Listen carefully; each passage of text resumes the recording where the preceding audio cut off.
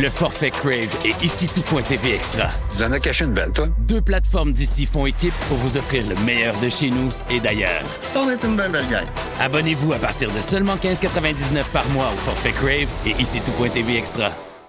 Nous sommes le vendredi 1er mai. Voici à la une.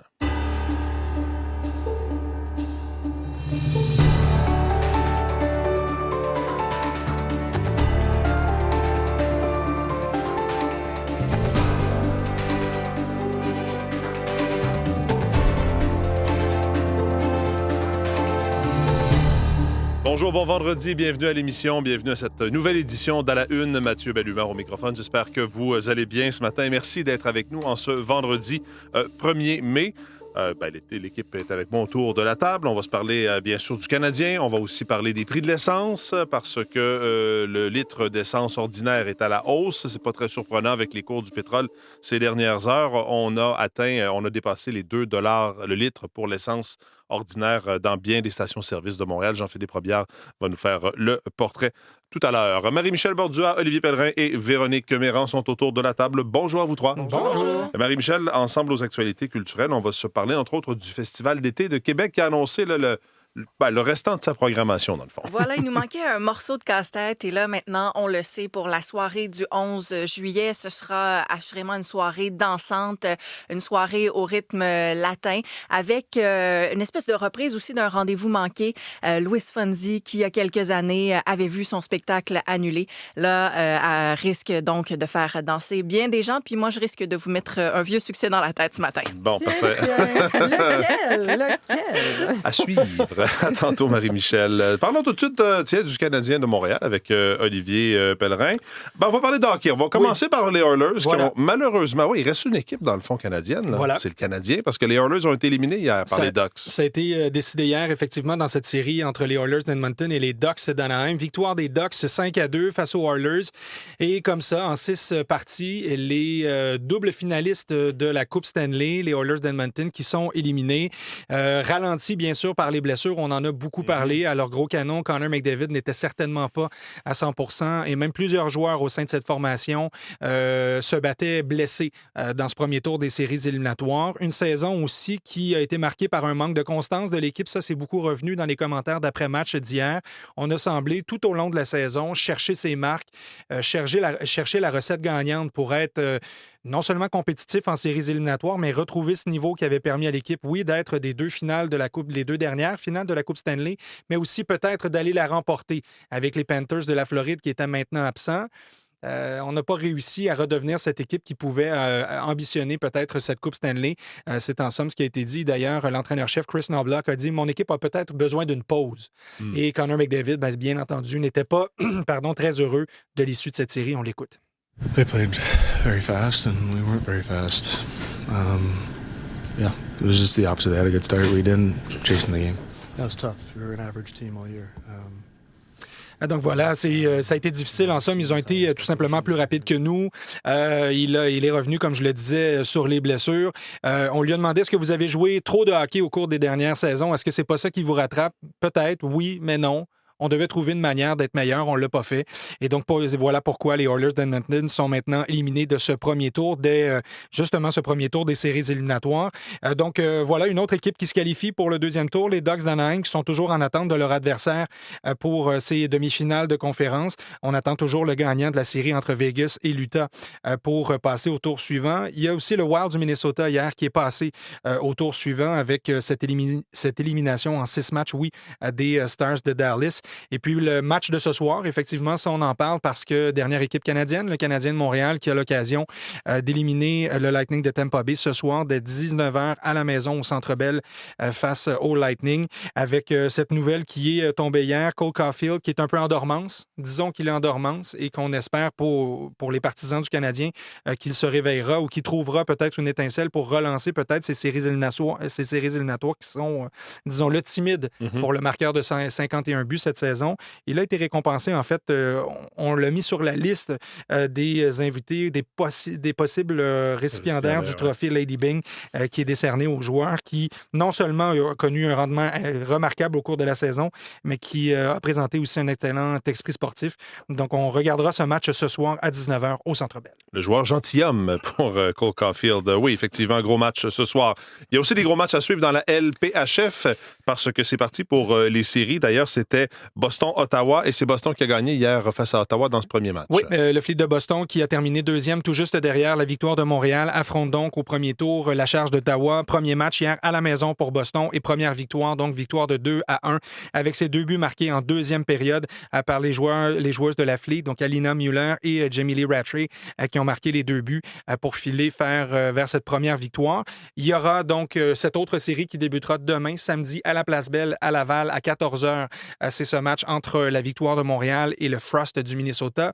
Hier, il y avait disponibilité média. Première occasion de parler en personne à Marie-Philippe Poulin, qui était de retour pour le dernier match de la saison et qui jouera un rôle au sein de cette équipe pour les séries éliminatoires. Et on devra, un peu comme Connor McDavid l'a dit, trouver ses marques pour être plus menaçante en série. Voici Marie-Philippe Poulin.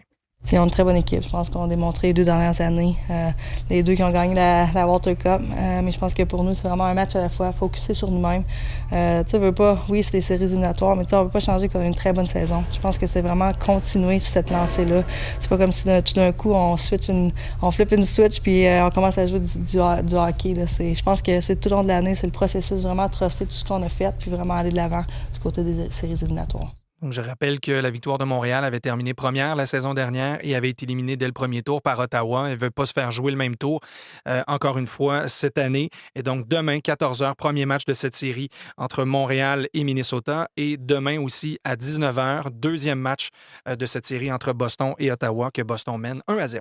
Merci, Olivier. Un plaisir. À la météo, Véronique, retour du soleil, mais c'est pas chaud. Oh non, ce matin, 4 degrés, et ça, c'est au centre-ville de Montréal. Donc, des températures qui frôlent le zéro, même un peu en dessous par endroit. Donc, il y a eu du gel la nuit dernière. On débute les programmes d'avertissement de gel au sol à partir du 1er mai.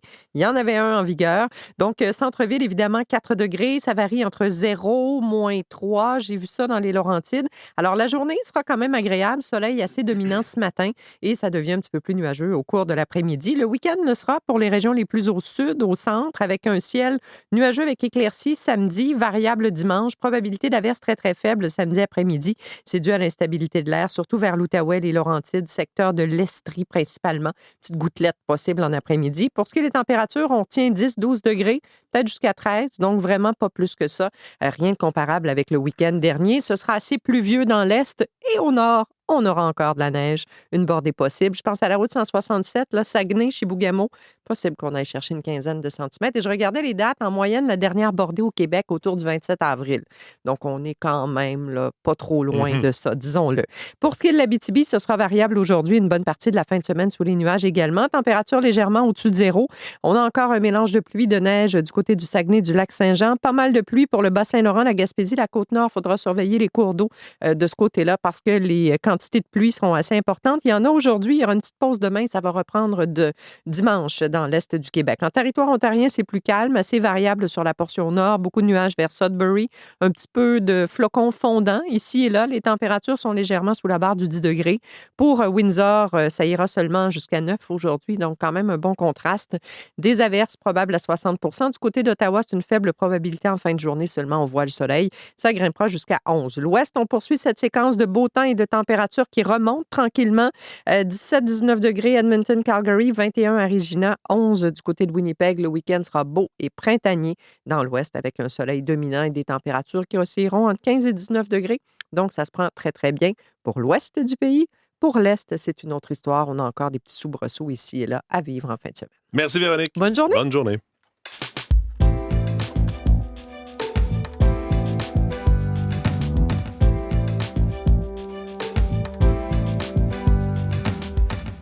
À la une des différents quotidiens ce matin, en commençant par La Presse Plus, la folie du CH.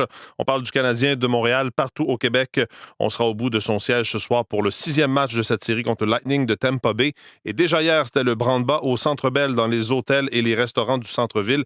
La presse qui nous amène ce matin en coulisses de la préparation au Centre Bell en vue du match de ce soir. C'est fou raide, c'est le titre de l'article. Alors même si les joueurs des Canadiens n'étaient pas encore revenus à Montréal, il y a toute une équipe qui commence à s'activer, bien sûr, au Centre Bell pour le match de ce soir. Donc, vous amène dans les coulisses de la livraison de la nourriture, déposer les petites serviettes blanches sur les bancs. Ce soir, il va se vendre au Centre Bell, nous dit la presse de ce matin, environ 25 000 bières, autant de boissons alcoolisées comme du vin ou encore des cocktails et environ 10 000 hot dogs.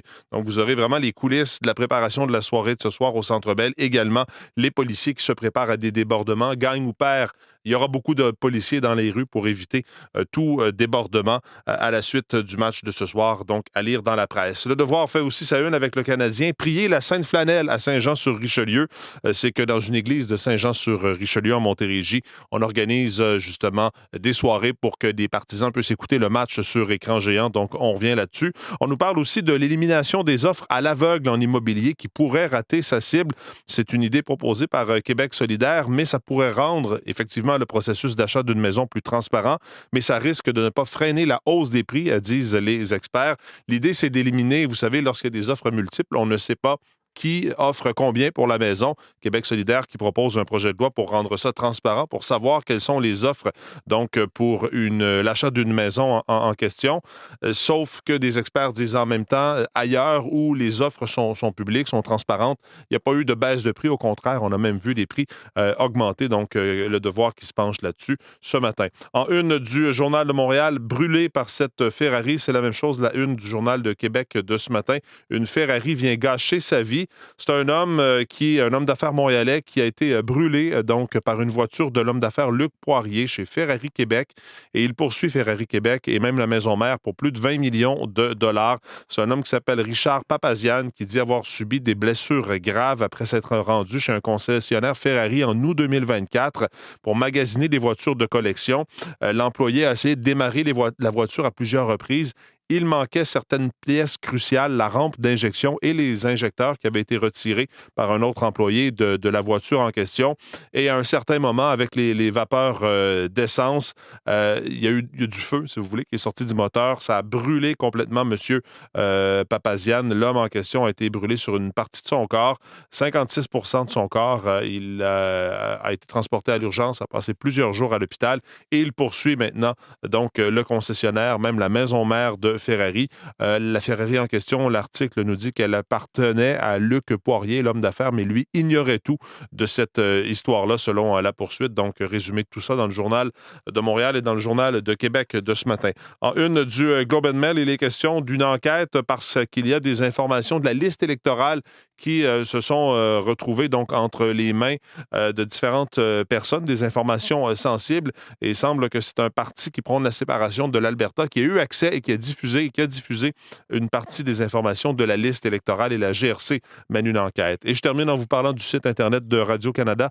Ma collègue, notre envoyé spécial au Liban, Rania Massoud, qui revient sur des villages complètement détruits par l'armée israélienne dans le sud du Liban. Témoignages de gens également qui ont tout perdu au cours des derniers jours en raison de ces opérations. Plus de 50 000 logements qui ont été dynamités selon les autorités libanaises dans le sud du Liban pour que justement Israël puisse créer cette zone tampon entre le nord d'Israël et le sud du Liban. Témoignages donc et récits à lire en une du Radio-Canada.ca.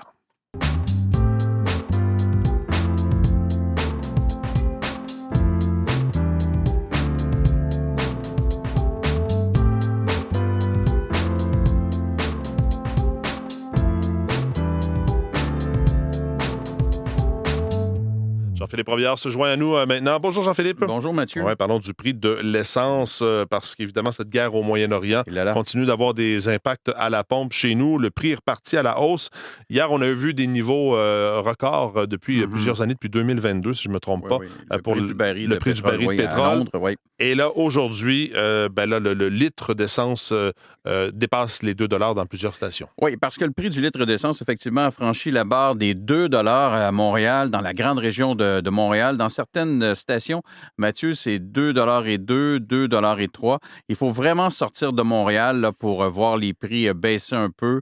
Dans la Nodière, dans les Laurentides, là, ça tourne autour de 1,85 1,86 Dans la région de Québec, là, le prix du litre d'essence est à 1,91 Ouais, et ailleurs au pays? Ben, à Toronto, ça tourne autour des 1,89 à Edmonton, 1,93 Et au pays, le prix le plus bas, Mathieu, serait à Saint-Jean-Terre-Neuve à 1,78 Quoique sur une carte, là, tantôt, j'ai vu des prix plus bas que ça au Québec, là, dans certaines villes près de la frontière américaine.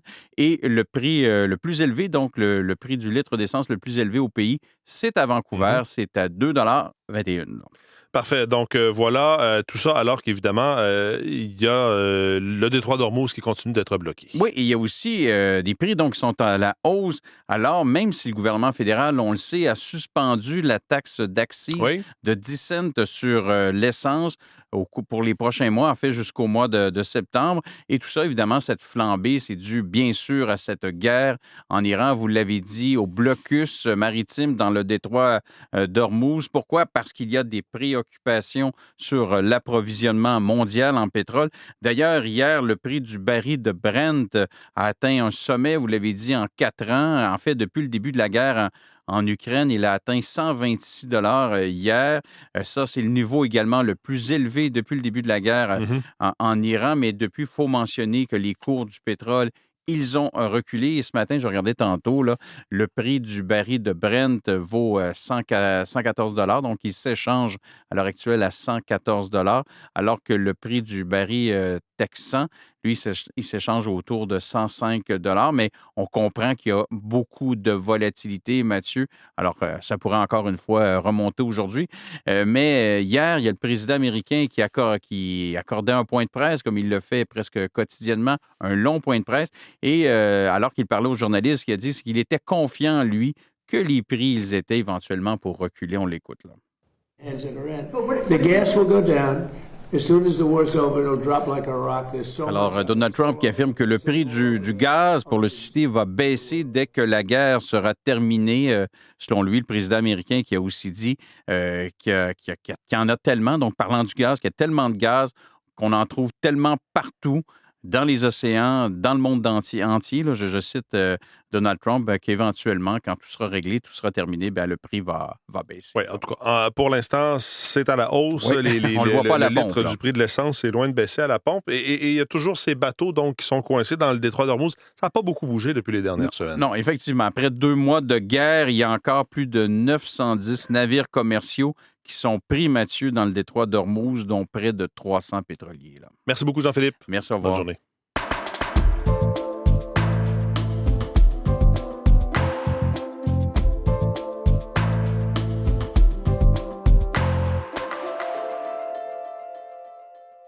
Après on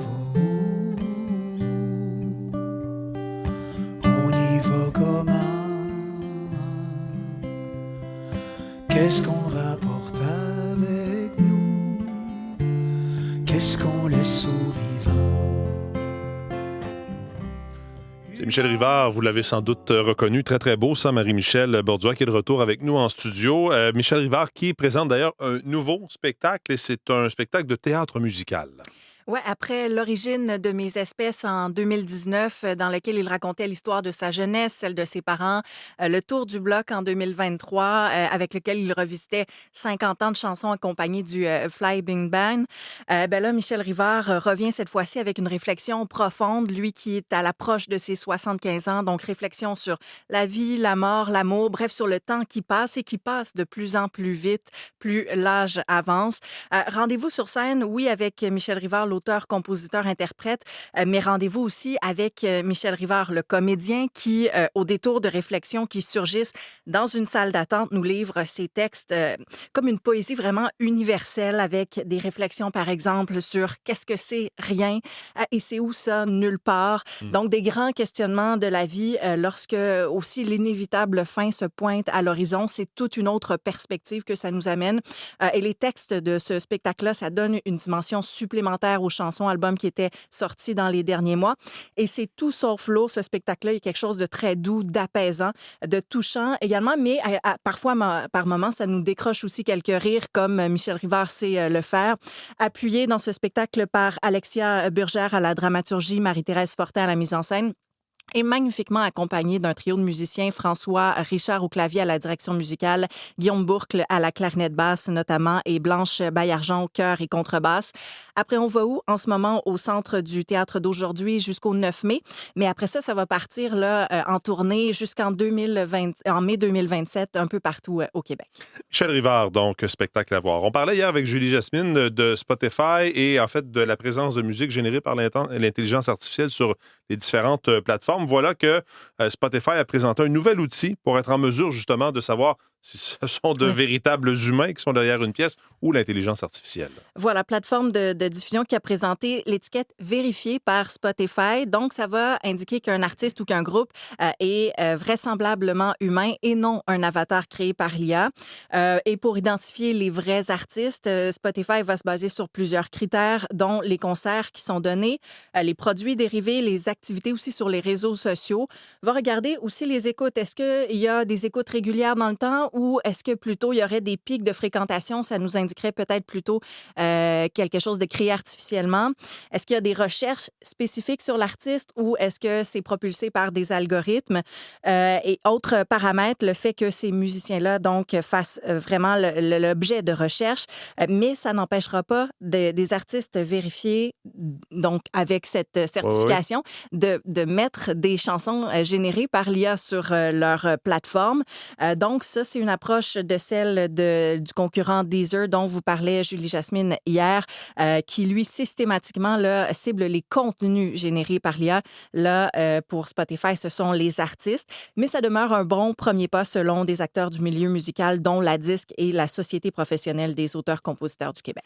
Une nouvelle série de documentaires, une nouvelle série documentaire sur la princesse Lady Di qui devrait sortir en 2027, l'an prochain. L'an prochain, à l'occasion du 30e anniversaire du décès tragique de Lady Di, les producteurs qui ont annoncé que cette série documentaire va être basée sur 5 heures d'enregistrement inédits. Ce sont des enregistrements qui avaient été réalisés en 91, contiennent des conversations privées entre Diana et son ami proche, Dr. James Colthurst. Donc, les producteurs qui affirment aussi là, que ce documentaire-là va contenir des révélations qui vont changer à jamais la perception que le public a de la princesse Diana. Ça va susciter bien des visionnements, j'ai l'impression, cette nouvelle série documentaire. Puis on termine avec ce dont on parlait au tout début de l'émission, c'est-à-dire cette tête d'affiche annoncée pour le 11 juillet au Festival d'été de Québec. Oui, soirée qui était restée blanche lors de l'annonce de la programmation en mars. Et là, les festivaliers vont avoir droit à la reprise du rendez-vous manqué avec l'artiste portoricain Luis Fonsi. Rendez-vous manqué en 2022, performance qui avait été annulée en raison de la météo. C'est parti, remise donc pour l'interprète de Despacito. Je m'excuse d'avance. Despacito, quiero respirar tu cuello despacito. Deja que te diga cosas al oído, para que te acuerdes si no estás conmigo. Despacito, quiero desnudarte a besos despacito. Pas correct, ça fait 2 fois en quelques semaines là, qu'on se fait mettre ça dans la tête à cette heure-là le matin. C'est pas correct. Pour partir la fin de semaine, OK. Regarde, ça nous met de bonne humeur. Vous êtes pardonné. Marie-Michel, merci beaucoup. Bonne journée, bonne fin de semaine.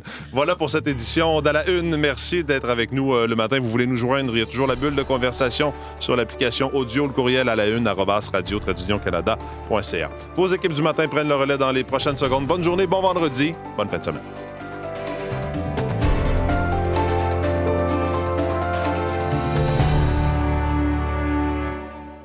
Le forfait Crave est ici tout.tv Extra. Tu en as caché une belle, toi. 2 plateformes d'ici font équipe pour vous offrir le meilleur de chez nous et d'ailleurs. On est une bien belle gang. Abonnez-vous à partir de seulement 15,99 par mois au forfait Crave et ici tout.tv Extra.